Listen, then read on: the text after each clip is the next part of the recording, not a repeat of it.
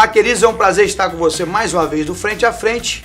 Ao final do programa tem uma palavra de Deus no seu coração, mas eu tenho uma presença especial aqui hoje, uma entrevista maravilhosa com o senador Demóstenes Torres. Fique ligado, o programa já volta. Você e sua família têm um encontro marcado com Deus. Todas as terças, quintas e domingos às 18h30. No domingo às 9 horas da manhã, Escola Bíblica Dominical. Santo, Santo, Santo, Deus Todo-Poderoso, que era e há de vir. Assembleia de Deus Cidade Jardim, na Avenida Dom Emanuel. Coordenação Pastor João Costa. AGSMB, a Associação Goiana de Socorro Mútuo e Benefícios. A união de pessoas que se organizam e se propõem mediante a cooperação de todos que à mesma pertencem. Clube de Benefícios. A assistência ao veículo, socorro elétrico e mecânico, reboque do veículo, táxi, guarda-veículo, transporte para retirada de veículo, motorista substituto, motorista para o retorno do veículo, atendimento 24 horas, 7 dias por semana. Associe-se agora e minimize as consequências geradas por imprevistos que possam acontecer com você e com quem você quer bem. AGSMB, a Associação Goiana de Socorro Mútuo e Benefícios. Happy Burger Buffet. Espaço climatizado para até 150 pessoas, com vários brinquedos para garantir a diversão de toda a garotada. Venha fazer a sua festa na Happy Burger Buffet. 3942-7175, Rua C80, quadra 171, setor sudoeste. Happy Burger Buffet. Um estilo que acompanha seu jeito de ser. Clássico, casual, romântico, um toque de sensualidade. A grife Kleber Veloso valoriza a ousadia da mulher. Sandálias, sapatos, bolsas e acessórios em couro que completam a beleza de viver. A grife também marca o dia a dia do homem moderno. Visite showroom no Jardim América, Avenida C171, esquina com C148. Kleber Veloso, 3092-3045 ou WhatsApp 8527-1699. Voltando aqui, queridos, estou recebendo aí nossa bancada o senador Demóstenes Torres. Tudo bem, senador? Tudo bem, Davis. Prazer estar aqui há muito tempo. Gostaria de ter dado essa entrevista para você. Ô, senador, é uma honra.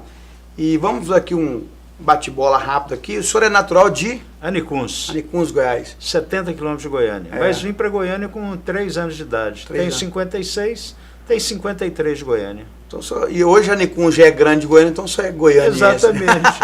Fui criado já recebeu o título cidadão goianiense? Já. Fui criado na fama, né? Uhum. E em seguida, né, cursei faculdade e tal, e fui para o interior ser promotor de justiça. O senhor cursou faculdade? Qual faculdade? Católica. Católica. Naquela época se chamava Universidade Católica de Goiás, hoje é PUC. PUC, né?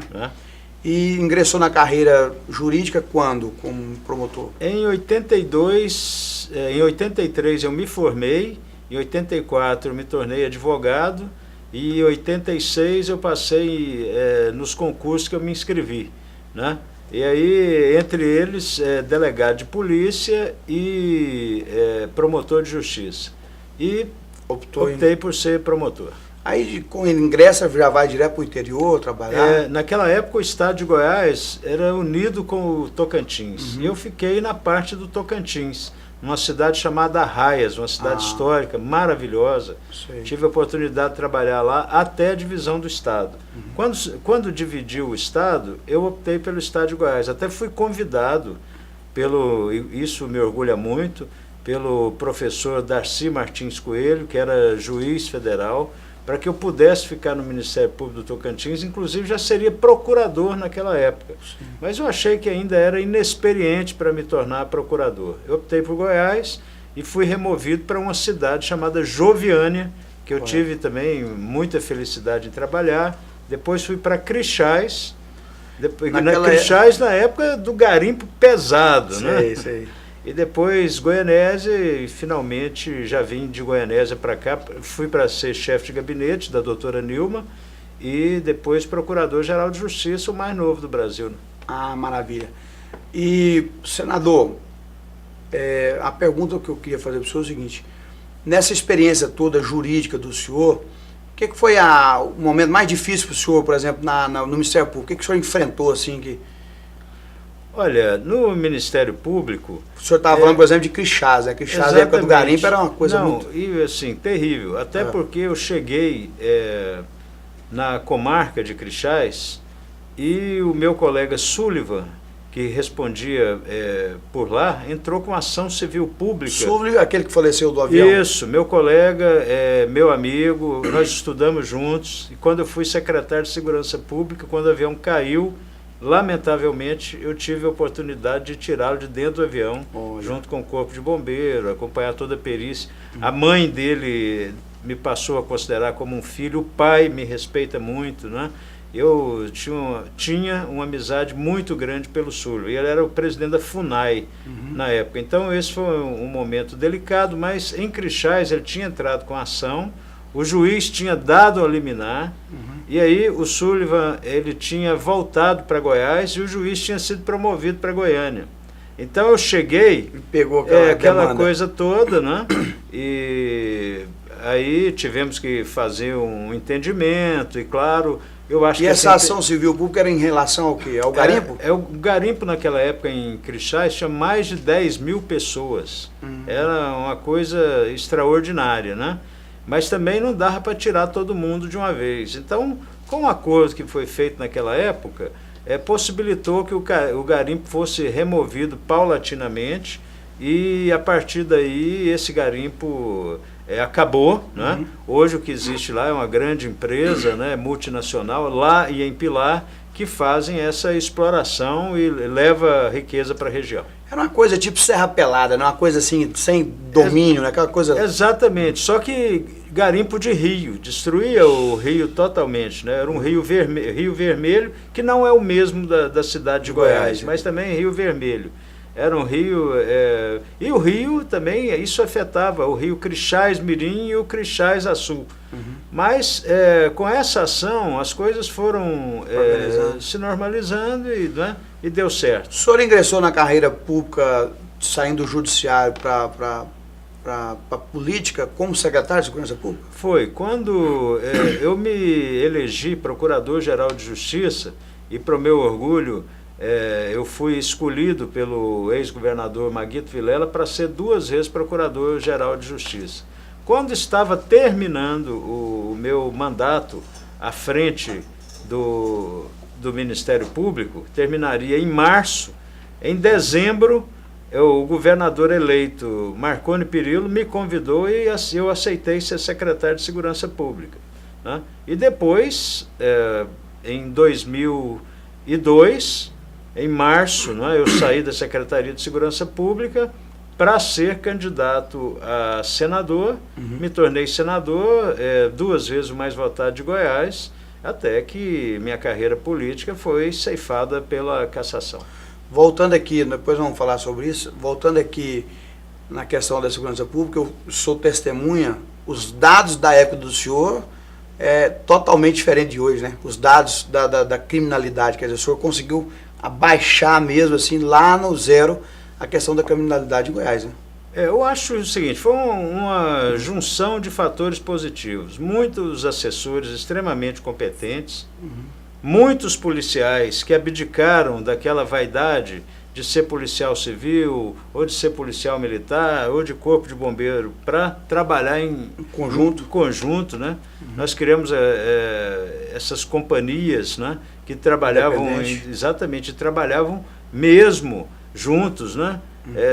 Tivemos essa oportunidade de colocar no mesmo espaço Polícia Civil, Polícia Militar, funcionar a delegacia junto, funcionar corpo de bombeiros juntos. E era secretário executivo do Ministério da Justiça o Anastasia, que depois foi governador de Minas e hoje é senador da República. E o Anastasia gostava de projetos, gostava de gente que tinha ideia, tinha interesse e tal. E essa equipe minha era fabulosa.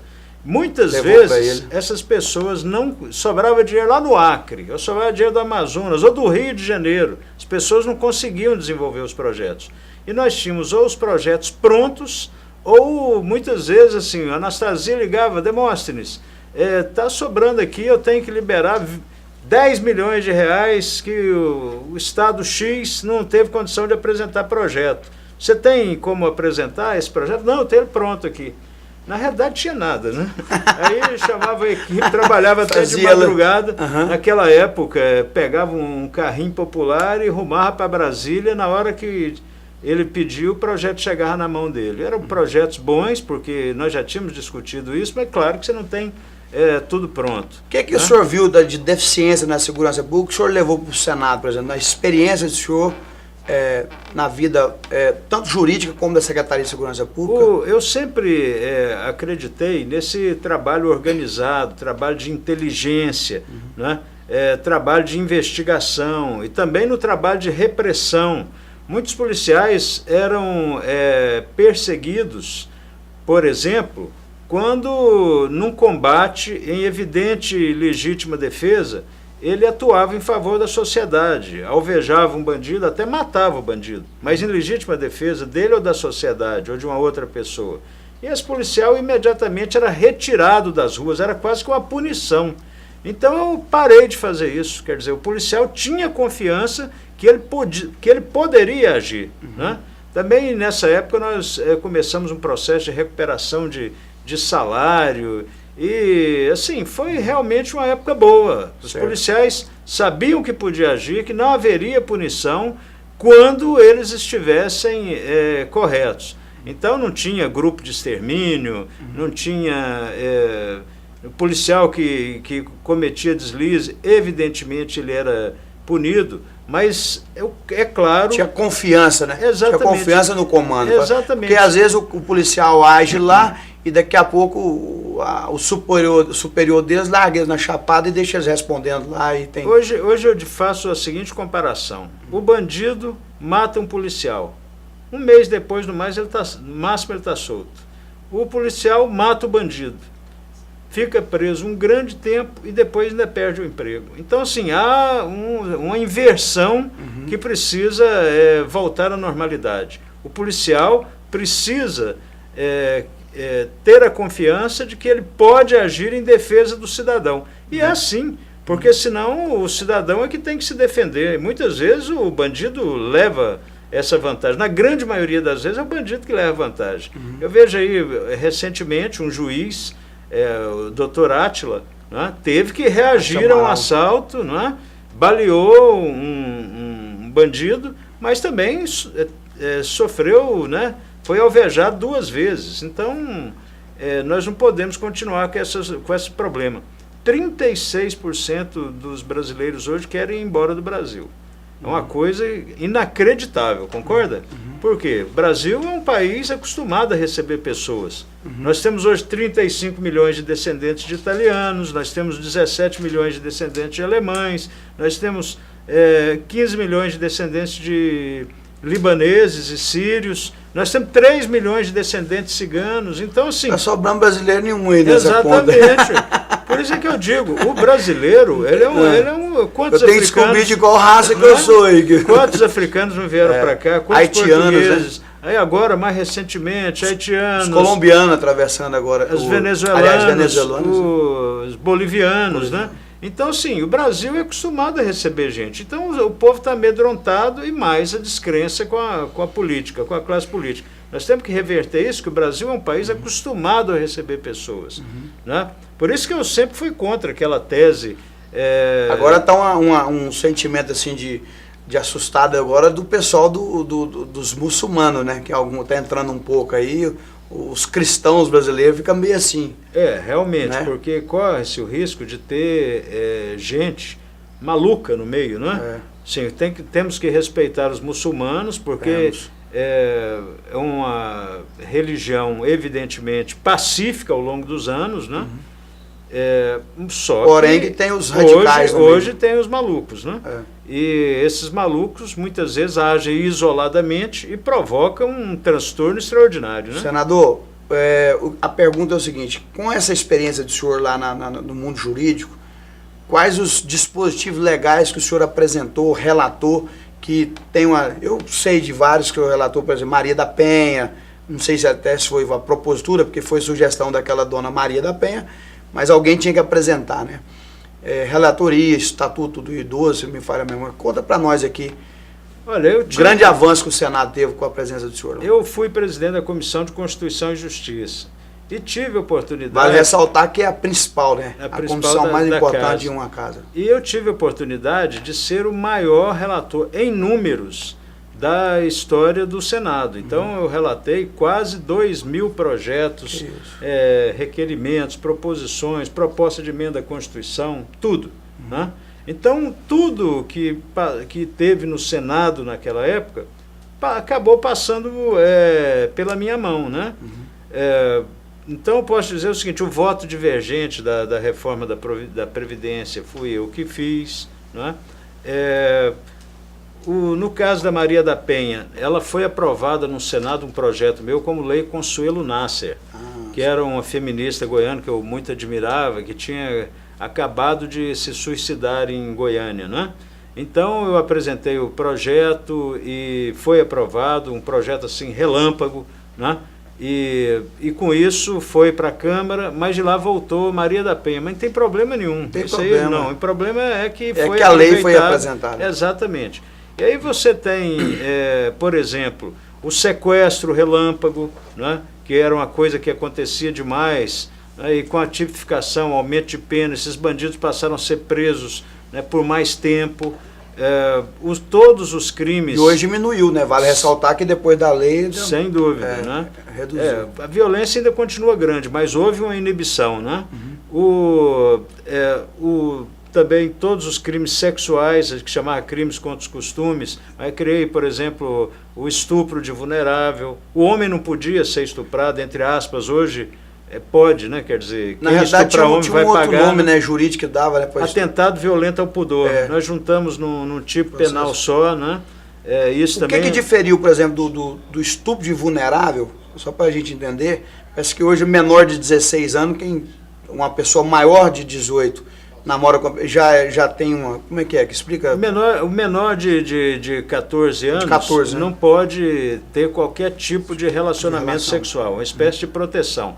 Acima de 14, se houver consentimento, não é crime. Não é? Certo. Mas dependendo do dispositivo, porque também nós criamos uma legislação paralela para proteger as crianças. Também todo mundo abaixo de 12, às vezes até 14 anos, que são os crimes de pedofilia. Então, todos esses crimes também passaram pelas minhas mãos como relator.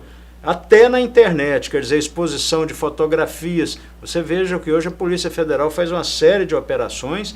Todas essas operações são calcadas numa lei que eu fiz. Né? Então, e assim... E vale ressaltar que isso era comum, né? Você vê crianças, essas cidades de garimpa, região nordeste do Brasil. Então, era muito comum o negócio, o crime com a menina de 10 anos, você está vendo aí criança de 11 anos, grávida, que tem mais esquisito. A penação grave para cima disso. Também, no processo penal, por exemplo, as medidas cautelares diversas da prisão. Você lembra que antigamente você só podia fazer duas coisas, prender e soltar. E na maioria das vezes, era soltura. Então, hoje você pode ter tornozeleira eletrônica, né, também foi uma inovação que eu coloquei. Você pode pagar uma multa, pode recolher passaporte. De pequeno potencial, chamados crimes? Não, isso enquanto a duração do processo, né, enquanto responde. É uma medida cautelar. Né? Então, com isso, é possível que o juiz determine, em vez da soltura, né, simplesmente, a soltura com determinadas cautelas. Isso, o Estatuto do Idoso, por exemplo, né, também de autoria do senador Paulo Paim. Eu fui o relator na Comissão de Constituição e Justiça do Senado. Um grande senador, né, Paulo Paim? Muito bom senador, né, muito respeitado, preocupa-se muito com a assistência às pessoas. Esse Estatuto do Idoso foi bolado por ele e eu pude é ajudar na relatoria fazendo uma série de coisas. A lei do ficha limpa, né, também fui relator na Comissão de Constituição e Justiça, a lei de transparência. Eu apresentei ela aqui no município. Hoje, para até a segunda instância, condenação, ninguém pode ser contatado ao município. Olha, isso é uma Eu coisa... apresentei como lei complementar, o Djalma Araújo apresentou como lei orgânica. Aí juntamos junto, aprovamos. Pois é, isso é uma coisa muito interessante e é uma contribuição que você efetivamente pôde dar, né, ao município de Goiânia. E a lei da transparência que obriga o Estado a divulgar, a União, os municípios, tudo que a população quiser. Salário, né? do servidor. Salário, essa coisa inclusive. toda. Né? Muita Por isso você descobre quando há gente com super salário. Tudo isso é obrigatoriamente divulgado. Você lembra que tinha muitas decisões judiciais que, inclusive, só determinados dados podem ser divulgados. Acaba cobertado, né? Exatamente. Então, com isso, tudo vem a público, nada se esconde. Né? E, vamos dizer, tantos outros, o divórcio feito em cartório, antigamente você tinha que ir na justiça, gastar dinheiro com advogado, tinha o divórcio, tinha que fazer a separação, depois tinha que fazer isso. E ninguém consegue... Sendo consensual, vai no cartório. Exatamente, né, mediante determinados requisitos, então a pessoa fica livre de gastar, né? Queridos, nós vamos dividir esse programa em 2 blocos, você vai ficar com a palavra de Deus agora, mas no próximo programa você vai continuar com a entrevista com o senador. Inclusive vamos falar sobre política 2018 e muito mais. Fique ligado no Frente a Frente. Você e sua família têm um encontro marcado com Deus. Todas as terças, quintas e domingos às 18h30. No domingo às 9h da manhã, Escola Bíblica Dominical. Santo, Santo, Santo, Deus Todo-Poderoso, que era e há de vir. Assembleia de Deus Cidade Jardim, na Avenida Dom Emanuel. Coordenação Pastor João Costa.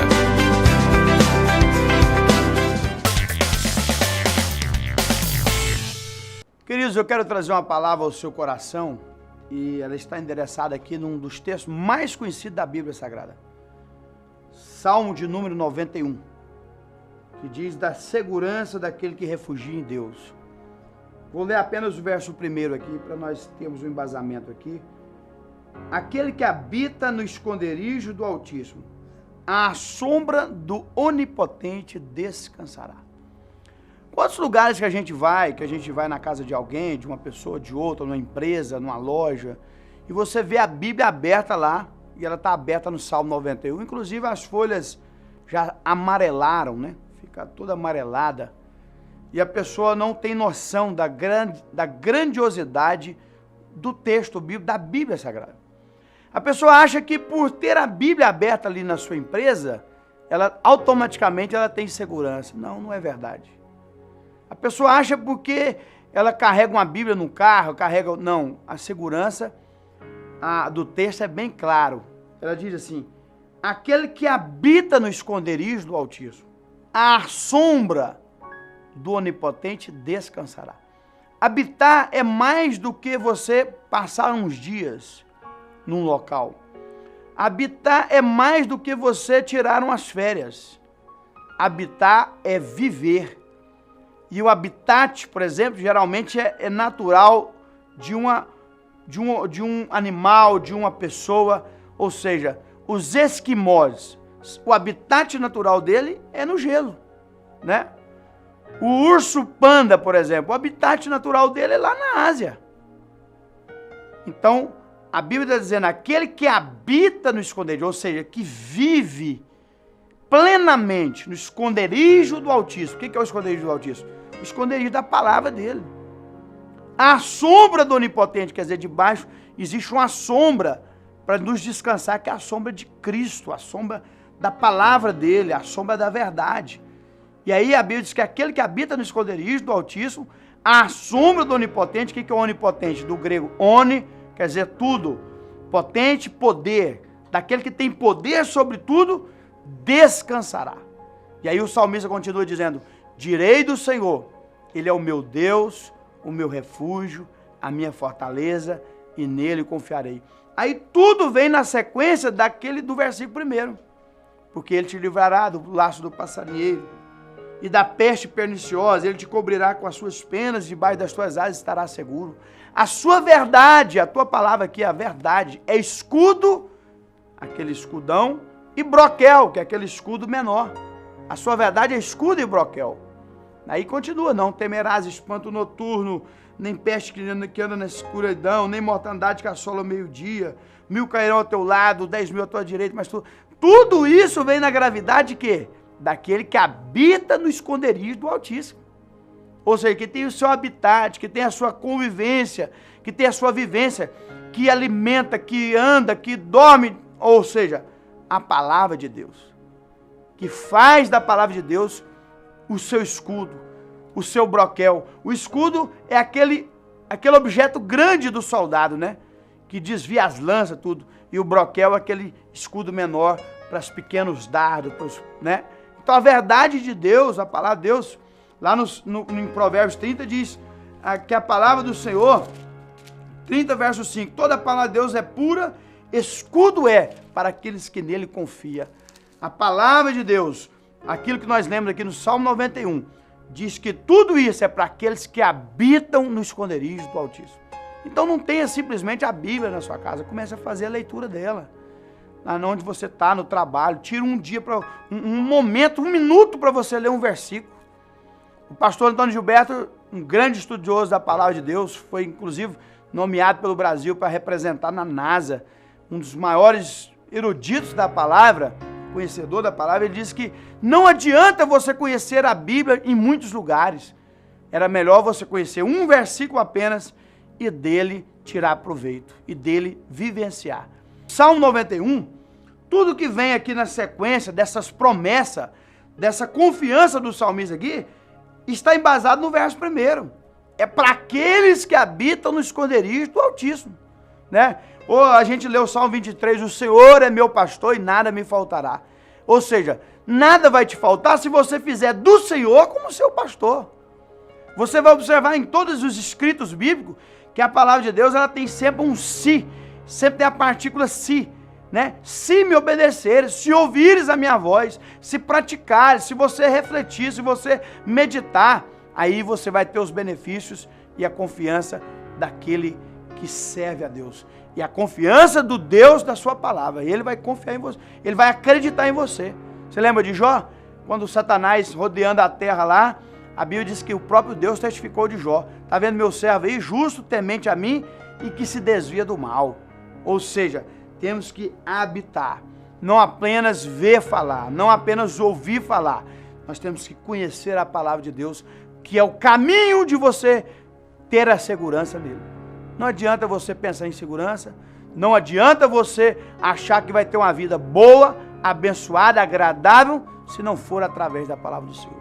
Deus abençoe você pela expectação aí, por ser um espectador ligado no programa Frente a Frente. Eu quero orar com você.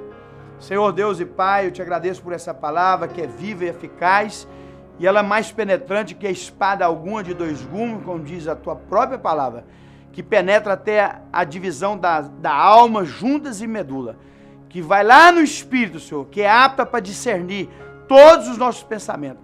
Essa palavra que sonda, essa palavra que é luz, que é a verdade, a palavra do alto, de poder, de graça e de glória. Em nome de Jesus, a palavra do Pai, do Filho e do Espírito Santo, nós te agradecemos por tudo, por esse momento, em nome de Jesus. Amém. Quero te agradecer pela audiência e até o próximo programa, se Deus quiser.